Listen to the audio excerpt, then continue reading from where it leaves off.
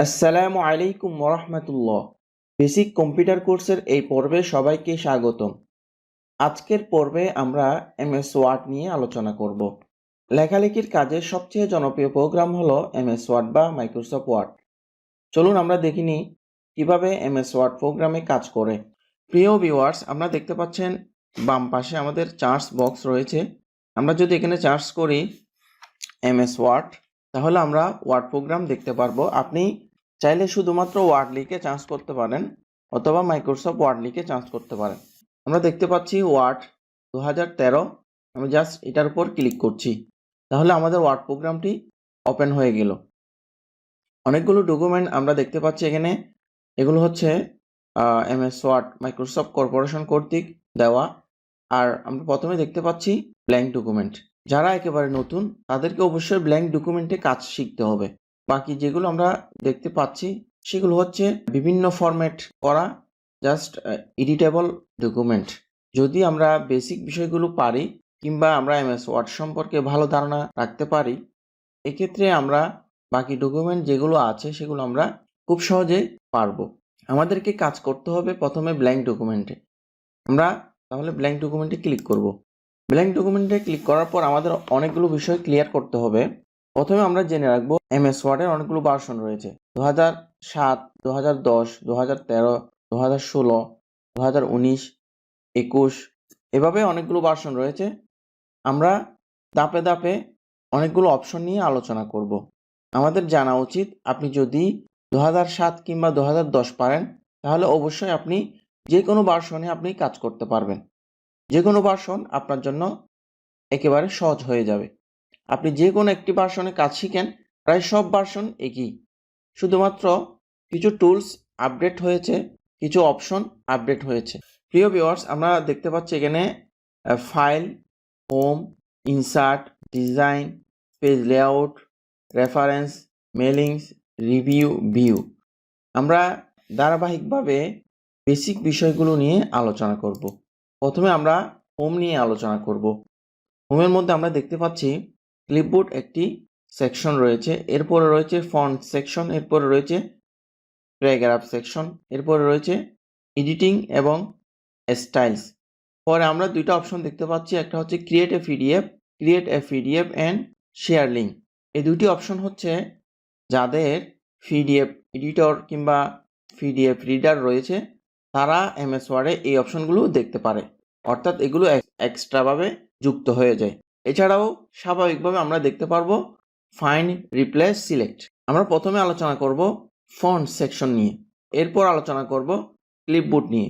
তাহলে আমরা দেখতে পাচ্ছি, আমরা যখন নতুন ডকুমেন্ট ওপেন করি তখন আমাদের এভাবে শো হয় যে ক্যালিব্রি বডি, আমাদের ফন্ট নেম থাকে ক্যালিব্রি বডি, আর ফন্টের সাইজ থাকে 11। আমরা যদি এখানে ক্লিক করি অনেকগুলো সাইজ দেখতে পারবো, 8, 9, 10, 11, 12।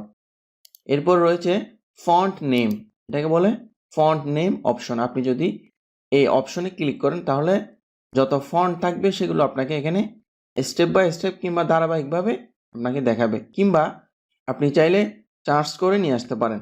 অফিসিয়ালভাবে আমরা যে ফন্টটা ইউজ করি সেটা হচ্ছে টাইমস নিউ রোমান। আমরা এটার উপর একটা ক্লিক করছি, তাহলে টাইমস নিউ রোমানটা সিলেকশন হয়ে গেল। এরপর আমরা ফন্ট সাইজটা একটু বাড়িয়ে দিব, 16তে রাখবো যাতে আপনারা ভালো করে দেখতে পারেন। আমরা এখানে লিখছি টেক পয়েন্ট বাংলা আইটি। আপনাদের অবশ্যই মনে রাখতে হবে, আপনারা যারা এমএস ওয়ার্ডে কাজ করবেন তাদের অবশ্যই টাইপিং সম্পর্কে ভালো ধারণা রাখতে হবে।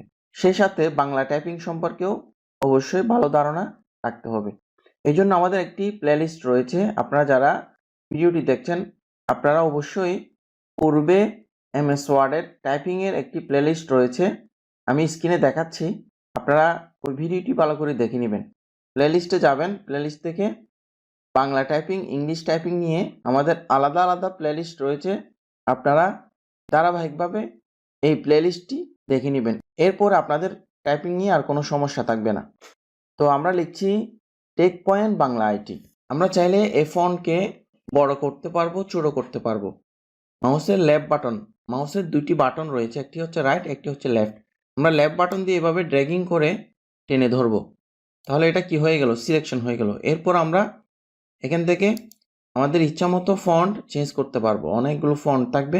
আমি এই লেখাকে একটু এই পাশে সরিয়ে দিলে আপনারা ভালো করে বুঝতে পারবেন। এটাকে সিলেকশন করব, দেন এখান থেকে বিভিন্ন স্টাইলের ফন্ট দিতে পারবো। অবশ্যই এখানে বাংলা ফন্ট ইনস্টল করা আছে বিধায় বাংলা ফন্ট শো হচ্ছে। ধরে নেন এটা একটি স্টাইলিশ ফন্ট, আমরা এটাকে একটু বড় করে দিব। আপনি এখান থেকে বড় করতে পারেন, যে স্টাইল থেকে, যে ফন্ট সাইজ থেকে আপনি বড় করতে পারেন, অথবা আপনি আপনার ইচ্ছা মতো ফন্ট সাইজ দিতে পারেন। যেমন আমি এখানে দিব 15, দেন ইন্টার। কিন্তু আপনি যদি দেখেন 15টা কিন্তু এখানে সাইজে নেই, তাহলে আমরা বুঝতে পারছি ইচ্ছা মতো আমরা ফন্ট সাইজ দিতে পারবো। আমরা তাহলে দেখলাম ফন্ট নেম, ফন্ট সাইজ, এরপরে রয়েছে বোল্ড করা, এরপর রয়েছে ইতালিক করা, এরপর রয়েছে আন্ডারলাইন করা। তাহলে আমরা এগুলো দেখে নিব। আমরা এখানে আরেকটি ট্যাক্স লিখলাম, সেটা হচ্ছে tech point Bangla IT. Same আবার এটাকে টাইপ করছি। আমরা এখানে কি করব, এখান থেকে বোল্ড অ্যাপ্লাই করব। বোল্ড অর্থাৎ আপনার লেখাটা একটু মোটা হবে। আমাদের অনেক সময় লেখাকে মোটা করার প্রয়োজন হয়।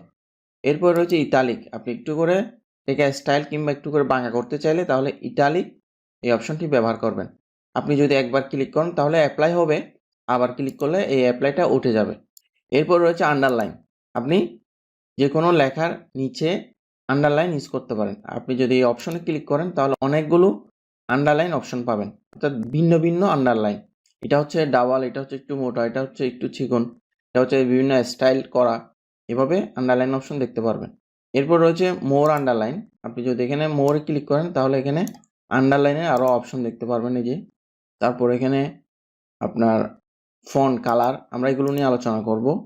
এই যে এখানে ভিন্ন ভিন্ন অনেকগুলো আন্ডারলাইন রয়েছে।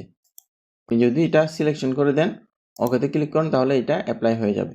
এরপর আপনি আন্ডারলাইন কালার, আমরা এখান থেকে আন্ডারলাইন কালারটাও চেঞ্জ করতে পারি। যেমন আমি যদি রেড দিই তাহলে রেড কালার হবে। আপনার ইচ্ছা মতো আপনি কালার ইউজ করতে পারেন। আশা করি bold, italic, font name, font size নিয়ে আপনারা ক্লিয়ার হয়েছে। আমি যদি এই আন্ডারলাইনটা তুলে দিতে চাই তাহলে এখানে ক্লিক করব, দেন নানে ক্লিক করব। আপনি একবার ক্লিক করলে অ্যাপ্লাই হবে, আবার ক্লিক করলে সেটা উঠে যাবে। এরপর রয়েছে স্ট্রাইক থ্রু, এটাকে বলে স্ট্রাইক থ্রু, অর্থাৎ আপনি কোনো একটা লেখাকে কেটে দিবেন, কিংবা আপনি অনেক সময় বোঝাচ্ছেন যে এটা পূর্বের প্রাইস ছিল এত টাকা, বর্তমান প্রাইস হচ্ছে এত। পূর্বের প্রাইস ছিল 300, বর্তমান প্রাইস হচ্ছে 280। এভাবে অনেকগুলো ক্ষেত্রে আমাদের প্রয়োজন হয়, কিংবা কোনো একটা কারেক্ট আনসারকে বোঝানোর জন্য আমাদের স্ট্রাইক থ্রুটা ব্যবহৃত হয়। এক্ষেত্রে আপনি এটাকে সিলেকশন করবেন, দেন এখানে স্ট্রাইক থ্রু অপশনে ক্লিক করবেন। তাহলে আমরা বুঝতে পারছি স্ট্রাইক থ্রুটা কীভাবে ইউজ করে। আপনি যদি একবার ক্লিক করেন অ্যাপ্লাই হবে, আবার ক্লিক করলে অ্যাপ্লাইটা উঠে যাবে। এরপর রয়েছে সাবস্ক্রিপ্ট এবং সুপারস্ক্রিপ্ট। সাবস্ক্রিপ্ট এবং সুপারস্ক্রিপ্ট, আমরা অনেক সময় গাণিতিক সূত্রগুলো ব্যবহার করার জন্য এই অপশনগুলো ইউজ করি। যেমন আমি এখানে টাইপ করছি a2 + 2ab + b2 কিংবা b স্কোয়ার। তাহলে আমাকে যদি এটাকে সূত্রে নিয়ে যেতে হয় তাহলে কিভাবে করতে হবে, আমি প্রথমে 2 ধরলাম, পরে সুপারস্ক্রিপ্টে ক্লিক করলাম, এরপরে a2 ধরলাম, তারপরে সুপারস্ক্রিপ্টে ক্লিক করলাম। এভাবে করে আপনি সুপারস্ক্রিপ্ট অপশনটি ইউজ করতে পারেন। তাহলে হয়ে গেল a² + 2ab + b স্কোয়ার। আপনি যদি এটাকে নিচে নামাইতে চান তাহলে এভাবে করে নিচে নামাইতে পারবেন সাবস্ক্রিপ্ট অপশন দিয়ে। প্রথমটা হচ্ছে সুপারস্ক্রিপ্ট, এর পাশেটা হচ্ছে সাবস্ক্রিপ্ট। এখানে আপনি যখন মাউসের কার্সর পয়েন্টে নিয়ে যাবেন, প্রত্যেকটা অপশনের নাম এবং শর্টকাট কি চলে আসবে। এখানে রয়েছে সাবস্ক্রিপ্ট, পরেরটা হচ্ছে সুপারস্ক্রিপ্ট, যেটা উপরে হয় সেটা হচ্ছে সুপারস্ক্রিপ্ট, যেটা নিচে হয় সেটা হচ্ছে সাবস্ক্রিপ্ট। প্রিয় ভিউয়ার্স, আপনারা এরপর অপশন দেখতে পাচ্ছি টেক্সট ইফেক্ট। টেক্সট ইফেক্টটা আমার এই প্রোগ্রামে ডিসেবল রয়েছে। আমরা পরবর্তী আরেকটি পর্বে এই টেক্সট ইফেক্টটা আপনাদেরকে শেয়ার করব। আমরা এখন আপনাদেরকে দেখাবো, এটাকে বলে ইনক্রিজ ফন্ট সাইজ, অর্থাৎ আপনি এই অপশনে ক্লিক করে ফন্ট সাইজকে বাড়াতে পারবেন। যেমন আমি এখন বাড়াচ্ছি। এরপরের অপশন হচ্ছে ডিক্রিজ ফন্ট সাইজ, আপনি এটাকে ছোট করতে পারবেন। এটাতে ক্লিক করে আপনি ছোট করতে পারবেন। ইনক্রিজ ফন্ট সাইজে ক্লিক করে বড় করতে পারবেন, এবং ডিক্রিজ ফন্ট সাইজে ক্লিক করে আপনি ছোট করতে পারবেন। এরপরের অপশন হচ্ছে চেঞ্জ কেস, অর্থাৎ আপনি আপনার টেক্সটকে বিভিন্নভাবে পরিবর্তন করতে পারবেন। যেমন এখানে রয়েছে sentence case, lower case, upper case, capitalize each word এবং টগল কেস। এই 5টা অপশন কিভাবে কাজ করে আমরা আপনাদের শেয়ার করছি। প্রিয় ভিউয়ার্স, আমি একটি সেন্টেন্স এখানে টাইপ করেছি।